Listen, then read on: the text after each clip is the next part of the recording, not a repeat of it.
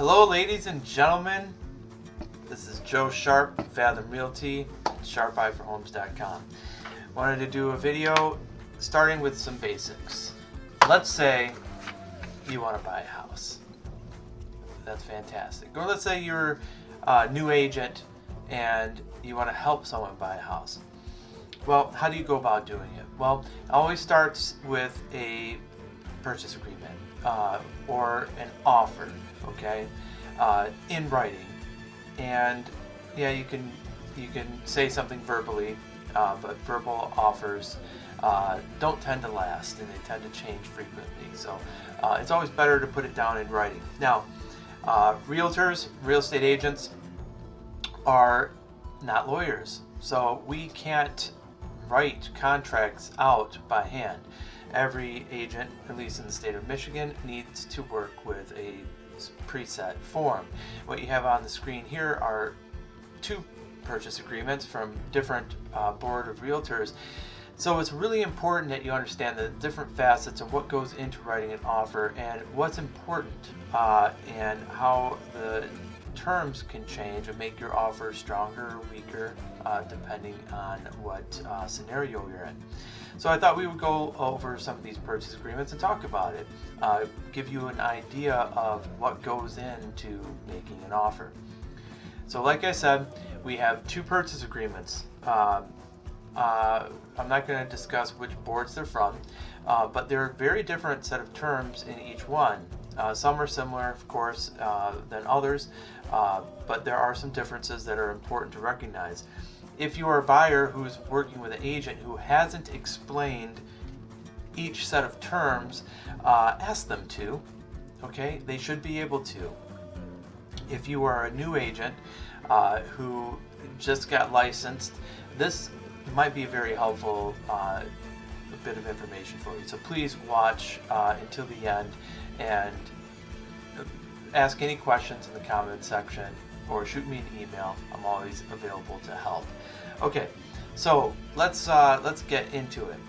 Now, it's important that anybody understand that a purchase agreement is really buying between brokers. Okay, so that is why at the head of the purchase agreement, it does not have the information about the buyer as yet, or the seller.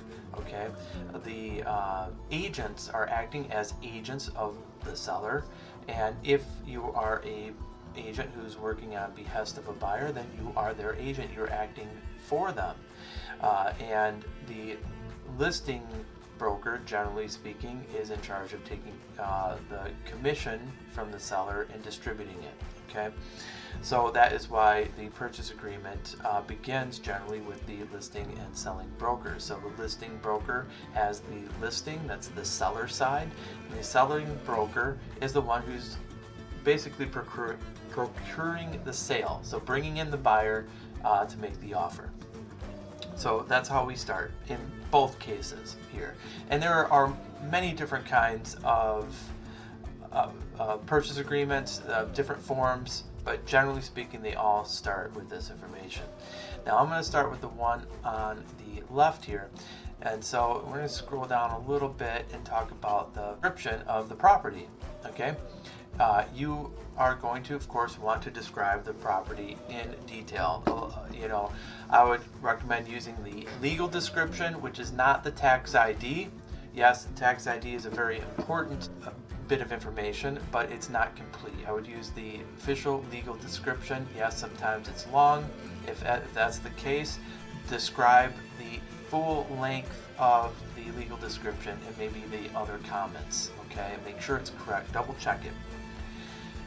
You can also write commonly known as the address, okay, and the zip. Now, both of these purchase agreements are relatively similar. Now,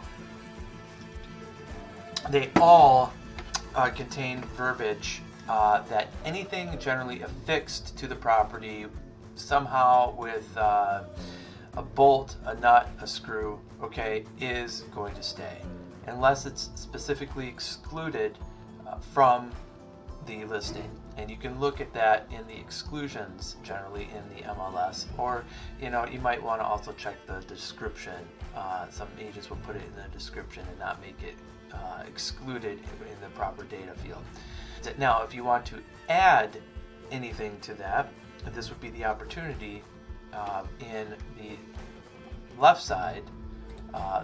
Let's see here, this one has the opportunity to add, let's say the disposal, even though that's a fixed, how about the washer, dryer, right? That's where you want to put that information. Now, that's all considered personal property, so some appraisers will reduce the amount of the appraisal based on personal property that might be included in the purchase agreement. So be careful with that, especially if you're including a lot of other things, let's say furniture. So I always recommend actually leaving that blank and having a personal property addendum that is along with this particular purchase agreement, or even an addendum that states that any personal property included with the transaction has a fair market value of $0. It's important because it all adds up, and appraisers will reduce the fair market value of the house if there is personal property of value included. So you don't necessarily want to leave the subjective nature of that to the appraiser. You want to remove that from it, in my opinion. There is also the exclusion factor. So on the other one, it's line 2, which has the inclusions, and that would be your opportunity to, add the additional items, and then the exclusions are on line 3. Isn't very important that you note the agency of the different parties. Okay, and the purchase agreement on the right actually gets to that right away. Let's see here, and it takes a little bit of time for the purchase agreement on the left to actually get into the agency. But always include your agency disclosure. It's extremely important that the sellers know who they are working with and who they represent. There's different types of agencies. We'll go over all the agency types in a different video. But just make sure you do disclose who you're representing. Okay. Now,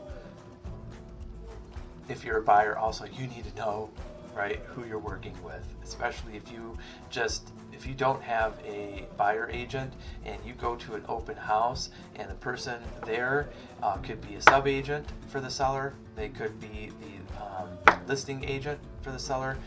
You need to know, because those people are not obligated to keep your best interests at heart, right? Okay. So, all right, what people most often think is the most important facet of a purchase agreement, and by and large, it's very important, is the price. And in this particular form on the left, it is line item number 2, and the other one is line item 5. You have to be very clear about your purchase price, and hopefully, if you're buying, your buying agent has really prepared you for what price is appropriate for the particular house that you're buying. And there's a lot of different ways to prepare you for that, none of them is based on the prices that are asking out there. They should be based on sold prices, and there's different types of doing an analysis. Again, we'll cover that on another video. So you put your price there, and then your terms is important. Are you paying cash, conventional? What type of mortgage do you have? Conventional, FHA, VA? Are you doing a land contract? Those would be stipulated as well. Line item 4 here, and on the right hand side, I believe it would be line item 7. What is the amount of your earnest money deposit? And I get a lot of questions about this earnest money deposit. And it's really important that generally you don't have to give any money to secure the purchase agreement. Okay, you can write $1 in there if you want. Whether or not listing agent and their seller is going to accept that offer, well, that's a different story. It all depends on the scenario and the type of market that you're in. But generally, as a rule of thumb, the higher the amount, the more skin in the game you have. Okay, so you know and if you have a high dollar property, you know, it's going to be viewed as weakness for sure if you come in, let's say, with a $1, $500, $1,000 deposit. You know, with $300,000, $400,000 property, you might want to be coming in with a $5,000, $10,000 deposit. That's more skin in the game. It's a measure of how earnest you are in purchasing that property. People get nervous about it. Oh, but what happens with that money? Well, that money is assigned to the transaction, right? It's still the buyer's money. Don't get me wrong, but once the purchase agreement is executable, then it gets assigned to the transaction, and it cannot be released from that transaction without a signed mutual release from both parties. Now, if you follow as a buyer and a buyer's agent every rule in the book, and let's say you have your inspection period, and during the inspection, this buyer just doesn't like the house anymore, has a change of heart, you notify within the appropriate time, whatever you wrote into the contract, you will get that money back. Your buyer will get that money back. The buyer will get that money back. The only time really it's at risk, let's say it goes through the inspection period and everything's fine, the title work comes back clean, the appraisal comes back and it's perfect and at value, and you get down to the closing table and suddenly the buyer changes their mind, right? Well, at that point, then, you know, it might be at risk. And it's important that they are aware of that, the buyer is aware of that. So as a good agent, you will be guiding your buyer through that process and informing them of their rights and responsibilities. Okay, as a buyer, you need to know that you need to follow the rules, be earnest, and follow the terms of the contract. Okay, and if you're willing to do that, then there should be no nervousness at all about putting a higher earnest money deposit in. Okay, but it is a very important consideration. Now, you should have an earnest money deposit upfront. Okay, now you can write it upon acceptance, and that's fine. Okay, it doesn't weaken the offer. Okay, a little bit, just a little bit. I would always recommend my buyers at least write out a check. You know, I don't have to deposit. An agent doesn't have to deposit it within 48 hours of offer acceptance generally. So you have time. Okay, but at least write that check out so the seller, when they're reviewing their offer, knows that you're ready to move on right away. Okay, that increases, especially in a seller's market, increases your odds of winning that offer. So let's see where the earnest money deposit is on this one. All right, so they actually get into prorations next on that one, which is a little confusing. I don't often use that purchase agreement on the right. I think it's a much weaker form than the one on the left. Okay, so and then the one on the left acknowledges the earnest money deposit. Who keeps the earnest money deposit? I don't know if it's necessarily important. I think when I first started out as an agent, I really wanted my brokerage or my title company to always keep that deposit, but you have to understand that every broker or holder of the earnest money deposit is subject to the same rules and regulations as governed by the state. So, if it increases, if you're getting into a multiple offer situation and it's close, I would recommend, hey, let the seller and title company both sides of the transaction in terms of closing. It really entices the listing agent a little bit more to push for your offer. Every little bit counts in some situations. All right, on the second one, you have to determine the closing date, be it 30, 45, 60 days, and determine the occupancy and possession for the seller. How long do they get to stay there after closing? Really important consideration. Are you going to ask them to pay rent? for that 30 to 60 days after closing? Are you going to do it for free? Let them have it for free. In a multiple offer situation, it might be something you consider. Most people don't pay their mortgage until 30 days after closing anyway. Might be a little gesture in order to get your offer won. But it's also important that you determine and dictate who will be responsible for maintenance of the property during that possession period, and what happens if there's a mechanical or major breakdown. Who's going to pay for it? The purchase agreement on the left offers the purchaser to determine who will be responsible. The one on the right, the one on the right is a little bit confusing because you jump from a clause of possession period in line item 10, and you can use an occupancy in line item 11, all the way to really explaining the terms and conditions of that down in line item, what is it, 15D. Why? Right? Why 15D? It really relates to 11. It should be 11A. Maintenance of the property. Until possession is delivered, seller agrees to keep the property in the same condition, right? But then it goes to say, however, in the event that a mechanical or structural component of the property become inoperable or damaged during the course of the seller's occupancy after the date of closing, and through no fault or neglect of the sellers, how are you going to prove that? The repair or replacing of the damaged component shall be the responsibility of the purchasers. So it specifically says that the purchasers are responsible for maintaining and repairing or replacing any major mechanical systems, unless you can prove fault or neglect of the sellers. And how are you going to do that? That makes this purchase agreement inferior, in my opinion, to the one on the left. Now, a lot of people use this purchase agreement.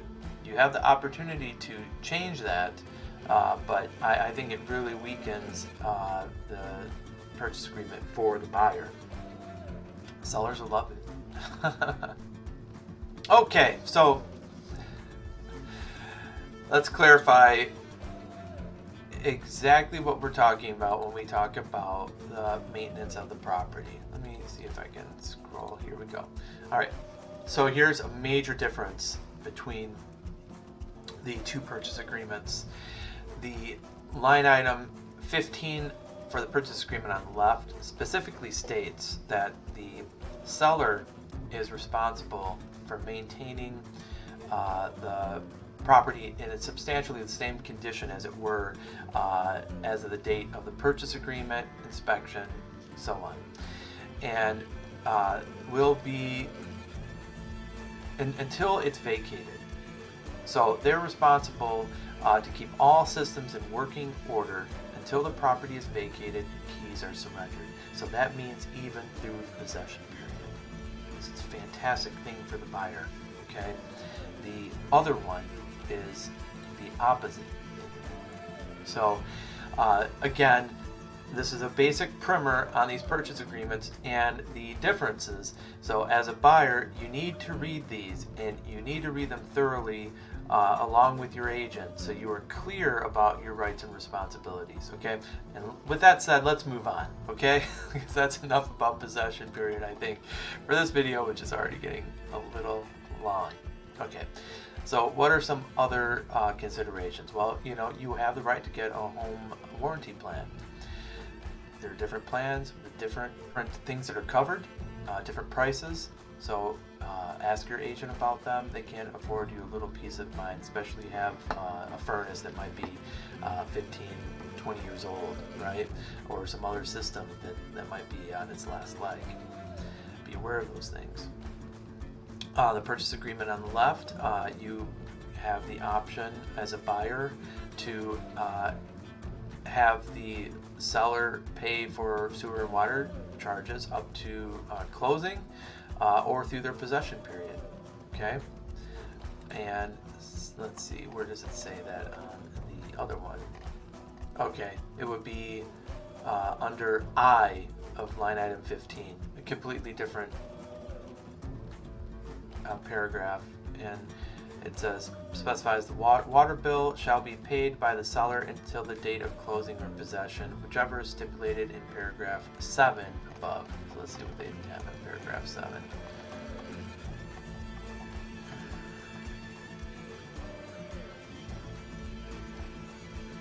Water bill to be paid by seller until date of. Okay, so it's prorated item number 7. Okay, alright, a little confusing, but it's there. In order to get a warranty deed, it's going to be subject to a title search and title insurance. Especially if you're getting a mortgage, you really have to be careful about the title when you're doing a cash sale. Let's see here. Taxes will be prorated generally. You can get into some trouble when taxes are done in arrears. So you just make sure you know how the taxes are formulated. We'll do another video on taxes.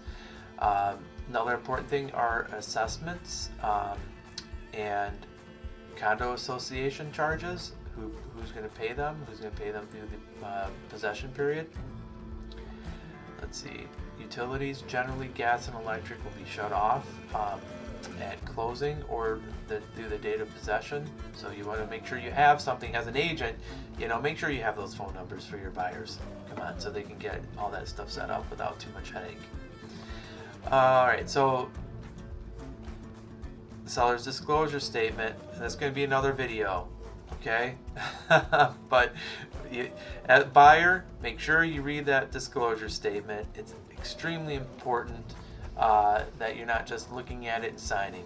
Okay, let's see, and it's really important as an agent, when a seller is actually required to do a disclosure statement, and if they're claiming they're exempt, that you know that they're truly exempt. Lead-based paint disclosure. Was the property built before 1978? Yes or no? And if it was, then chances are it has a little bit of lead-based paint in it, and people need to get that pamphlet, see the lead-based paint disclosure, know their rights to get a lead-based paint inspection. All right, and then usually those things aren't a make or break deal. But if your buyer does elect to get the lead-based paint inspection, that will hold up the closing timeline. So sellers, might consider that as a faux pas. But you can ask, maybe the sellers did their own lead-based paint test and can have something, in writing for you. You just have to communicate with the listing agent. That's all. All right. So line 21 on the left hand talks about fees. Okay. Now, I think it's really important for buyers to know. Let's see, there's another one in here. This is one of those things that you can negotiate. Okay. Most brokers these days started charging fees back after the crash.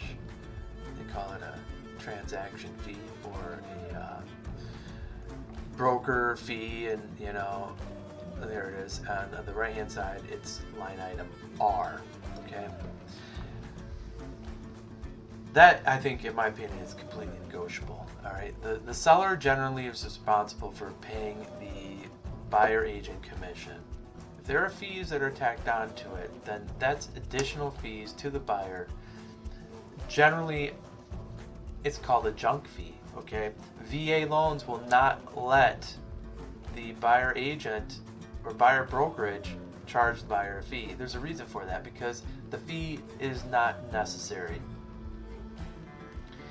So as a buyer, you can either be willing to pay that or not willing to pay that. So it's one of those areas of negotiation. Okay, but that's what the commission is for. Commission is to cover costs and payment and taxes. That's why generally it's at 3%, which is high. So if they want to charge you more than 3% as a buyer's agent, you need to be upfront and clear with your buyer. And the buyer, you need to be upfront and clear that you don't have to pay that if you don't want to. Okay? It's all about what you're willing to negotiate. Okay, so that's my spiel on fees. There's the You can give a time limit on the offer, especially if it's a hot market and you want your seller to act, or that seller to act quickly. I mean, usually it's ignored, but it's there. You're going to want to disclose exactly what addendums will be part of this purchase agreement in line item 23, and the one on the left, and I think there's another one earlier. The one on the right is a much weaker offer. It's very confusing. I generally don't use it because of that.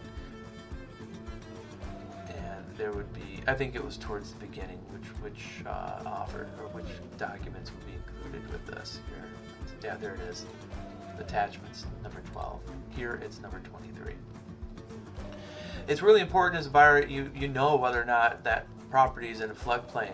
So do your due diligence, okay?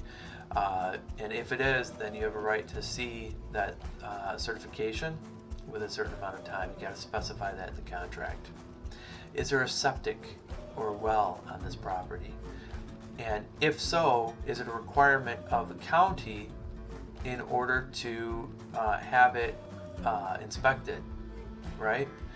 It's a significant cost, so you need to know.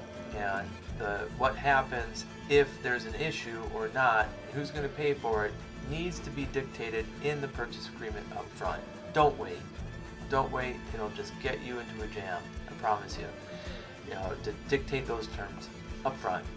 And on this purchase agreement, it makes sense. I love that there's the property inspection due diligence contingency following right after. Are you going to have the property inspected? I certainly hope so. It's worth it to have a qualified inspector come in here. On the agreement on the right, it would be under line item O, I think paragraph 15O, which makes no sense again. So you need to specify how long your inspection timeline will be, and what the terms are if there's any disputes or any surprises really come up. A good agent is going to go in with their buyer and they're going to point out the issues or potential issues that they see, all right, based on their experience. I'm not claiming that I'm a building inspector. I'm not. Nor am I an engineer, right? But I've seen thousands of properties and I know what to look for, and my experience can be a benefit to my clients. And so that's why, you know, I point out things like the age of the windows, age of the roof, potentially the age of the furnace. I let them know, because if I can save them the cost of that inspection, yay, right? You know, I don't want them spending $400, $500 on an inspection when we already know that the property has a lot of issues, right? And that in that scenario, they'll be buying the house on a margin, right? So you want to protect them as a buyer. You want to protect yourself. There's usually a liability clause for the inspection. Some municipalities require a municipal inspection. You need to dictate who is going to handle any repairs if they're cited. All right, and let's see. I think we're getting more into the legal nitty-gritty. Every purchase agreement is going to disclose that there is a right for both the buyer and the seller to arrange for any disputes to be handled via arbitration, okay, rather than going to, you know, the legal avenue, or I should say the courts. So you want to specify that up front. You know, you absolutely have the right to do that, to either arbitrate or go to the courts. You don't have to initial that if you don't want to. Usually arbitration is faster and less expensive, but it's also, you know, final. All right, so then you go to, you have the right to a final walkthrough. Everybody wants to take that. And then, you know, rest of it is everybody has to work with due diligence, time of the essence clause. You know, they will dictate that the purchase agreements shall be bound to any personal representatives if the seller happens to pass away during the term of the purchase agreement. You definitely want to have that. the buyer is putting up money for the inspection, for the appraisal. So we don't want them to lose out when or if something awful happens to the seller in the meantime. And let's see here. This one on the left is kind of going through some of the things we already talked about. Like I said, it's jumping around quite a bit. And that would be the end of it. This is that's why I don't use that particular purchase agreement. And at the end of your purchase agreement, you generally do want to have an other terms and conditions box where you can write anything that might not have been incorporated with the purchase agreement earlier. So let's say you want to have your earnest money deposit upon acceptance, you can put that in there. If you want to have any other terms that you don't put on an addendum, put it in this box, okay? And that's when the buyer will sign it. If the seller agrees, they will sign it and return it to you, and that's when you do what we call bottom lining, which is accepting the seller's acceptance of your offer. I hope you found this information helpful. I know it's a little bit long, but let me tell you something. I could keep going. There are so many different facets of a purchase agreement, and we will do videos on some specific clauses and the ins and outs of them, pros and cons of them in other videos. If you did enjoy this video and you want to see more, please comment, please like, please subscribe, tell your friends about this. This is Joe with Fathom Realty, SharpEyeForHomes.com, saying thank you for watching, and I wish you well. Take care of yourselves, take care of each other.